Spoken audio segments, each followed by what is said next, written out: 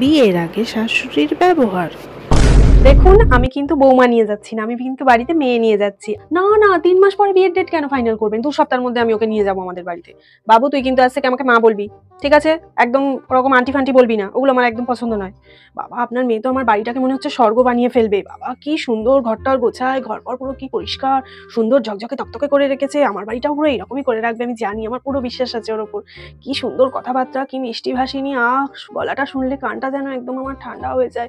আমার যে কি শান্তি লাগে। ঠিক এইরকমই লক্ষ্মীমন্ত একটা বউ চেয়েছিলাম আমি নিজের ছেলের জন্য। বিয়ের কথা পাকা হয়ে রইলো, 2 সপ্তাহ পরে আমি আমার মেয়েকে নিয়ে চলে যাবো, কিন্তু খেয়াল রাখবেন আমার মেয়ের, ঠিক আছে?